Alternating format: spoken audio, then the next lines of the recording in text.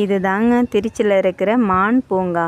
இந்த பூங்காவில் மான்கள் மட்டும்தான் இருக்கும். புறா அந்த மாதிரி விலங்குகள் எதுவுமே இருக்காது. மான்களுக்கு மட்டும் தனியாக வலை அடித்து அது கேட்டு மாதிரி போட்டு உள்ளக்க இருக்குது. நல்லா இருக்குது, சூப்பராக இருக்குது. முன்னாடிலாம் நிறைய வச்சுருந்தாங்களாம், அதுக்கப்புறமா திறந்து விட்டுட்டாங்களாம். இப்போ அதெல்லாம் கிடையாதான். ஆனால் நல்லா இருக்குங்க. நாங்கள் போனது மதியம் டைங்கிறதுனால மான் பார்க்க முடியலைங்க. ஏன்னா 4 மணிக்கு மேலே தான் ட்ரெயினில் தான் போயிட்டு ஒரு ரவுண்டு தான் வரலாம். மான்கிட்டேலாம் போயிட்டுலாம் நம்ம போய் நின்று மானை தொட்டு பார்க்குறது அந்த வேலையெல்லாம் இருக்காது. மான்கிட்டேலாம் போயெல்லாம் நிற்கலாம் முடியாது. எப்படி நின்னாலுமே தூரமாக தான் ட்ரெயின் வழியாக தான் பார்த்துக்கிட்டே வரணும். அதாங்க இந்த ட்ரெயினு.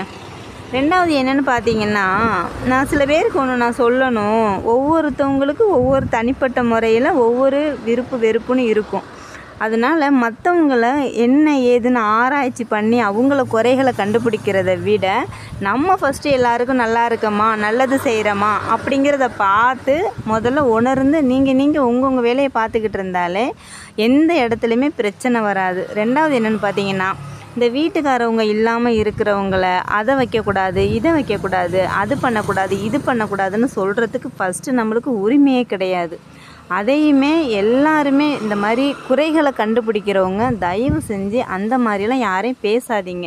ஏன்னா நிறைய பேர் கணவனை இழந்தவங்களாம் ரொம்ப கஷ்டப்பட்டுக்கிட்டு இருப்பாங்க. நம்ம அது ஒரு சொல்லும்போது அவங்களுக்குலாம் எவ்வளோ அது கஷ்டமாக இருக்கும் அப்படிங்கிறத உணர்ந்து முதல்ல அதையெல்லாம் அடியோடு நிப்பாட்டிட்டு நல்லதை மட்டுமே நினைங்க.